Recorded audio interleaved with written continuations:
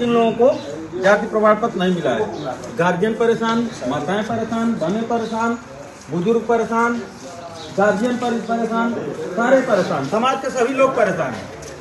दोस्तों, मेरा नाम बद्रीनाथ है और मैं मऊ जिले का हूँ। मेरे क्षेत्र के लोगों के साथ एक संकट है। ये गौर समाज के लोग हैं। इन लोगों का जाति प्रमाण पत्र नहीं मिला।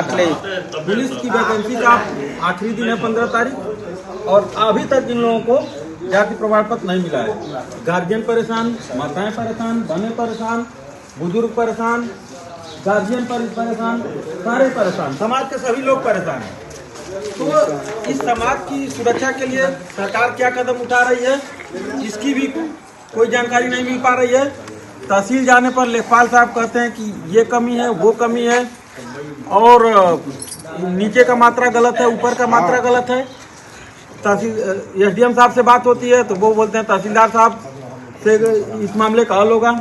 तो वो डेट पर डेट देते जा रहे हैं। अब कल इनका अगर नहीं बन पाया तो ये लोग आगे इस वैकेंसी से भी बेदखल हो जाएंगे, वैकेंसी से बाहर हो जाएंगे। तो इनके भविष्य को बचाने के लिए सरकार ये निर्णय ले, इस पुलिस वाली वैकेंसी के डेट को एक्सटेंड किया जाए। जब तक इन लोगों का भर नहीं जाता है तब तक इसको इस डेट को बढ़ाया जाए, हमारी पहली मांग है। और छोटे छोटे चीजें हैं, सबूत यहाँ तक है, इनके घर में एक लोग का बन चुका है लेकिन उनके बच्चे का नहीं बन रहा है।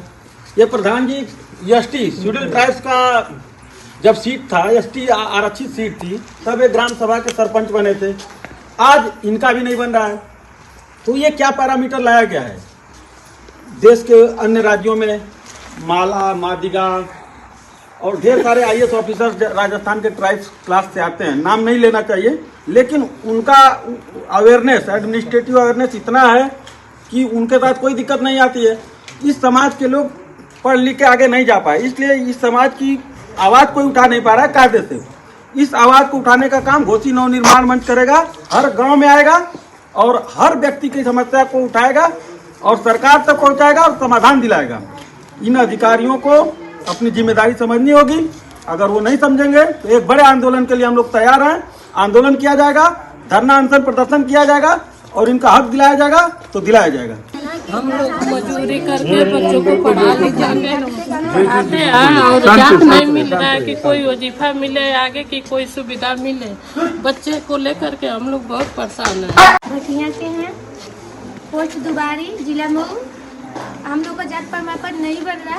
ये भी पुलिस का मतलब फॉर्म निकला है, हम भर नहीं पा रहे, कह रहे हैं कि नहीं बनेगा। जबकि इनका 2014 में जारी किया गया था और अब आज के डेट में इसको रिन्यू करके इनका सर्टिफिकेट नहीं दिया जा रहा। ये भी एक समस्या है जिसका सबूत ये है। श्रवण कुमार गौड़, ग्राम पंचायत भटिया का पूर्व प्रधान रह चुका हूँ।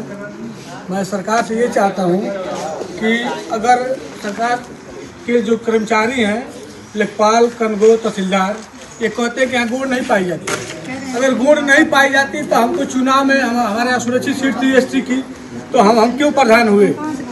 सरकार को इसका जवाब देना होगा कि जब यहाँ गुण नहीं पाई जाती है तो हम लोग की एसटी सीट सुरक्षित क्यों किया गया? और हम लोग हमेशा प्रदर्शन, धरना प्रदर्शन कर रहे हैं। लेखपाल अपनी मनमानी कर रहे हैं कि यहाँ गुण नहीं पाई जाती है। हम सारा साक्ष्य देते हैं, उसके बावजूद भी लेखपाल मनमानी अपनी कर रहे हैं। मैं माननीय मुख्यमंत्री जी से आग्रह करूंगा कि अपने पहले जो नीचे कर्मचारी हैं उनको सुधारें, ताकि हम लोग के बच्चों का भविष्य अंधकार में जा रहा है। और जब तक हम लोग का जात प्रमाण पत्र जारी न हो तब तक वैकेंसी स्टार्ट की जाए। उसके बाद हम लोग का जात प्रमाण पत्र जारी हो जाए तो वैकेंसी चालू की जाए। अच्छा, लोगों की खतौनी भी बनी है लेकिन ढेर सारे लोगों के पास जमीनें नहीं है। तो मामला यह आया था कि वो खतौनी कैसे बनाएंगे, एक फसली, द्विफसली। अगर उनके पास एक कड़ी भी जमीन नहीं है, भूमिहीन लोग हैं, उनका कैसे तो उनका भी नहीं बनेगा। वो अधिकारों से वंचित किए जा रहे हैं। एक तो ईश्वरीय व्यवस्था है कि उनके पिता के पास जमीन नहीं है, उनके बेटे के पास नहीं है। दूसरी मार सरकारी व्यवस्था उनके ऊपर पड़ रही है। तो क्यों ऐसा हो रहा है? चारों तरफ से मारे जाएंगे लोग तो अपने जीवन को कैसे आगे बढ़ाएंगे, कैसे अपने बच्चों के भविष्य को संवारेंगे? सवाल ये खड़ा हुआ है। प्रशासन की निरंकुशता से प्रशासन अपनी जिम्मेदारी को समझे और इस कार्य को करे और इन लोगों को न्याय मिले, जल्द से जल्द मिले। अगर ऐसा नहीं होता है तो इस आवाज को लखनऊ तक पहुंचाया जाएगा, अगर जरूरत पड़े तो दिल्ली में जाकर ये लड़ाई लड़ी जाएगी और इनका हक दिलाया जाएगा।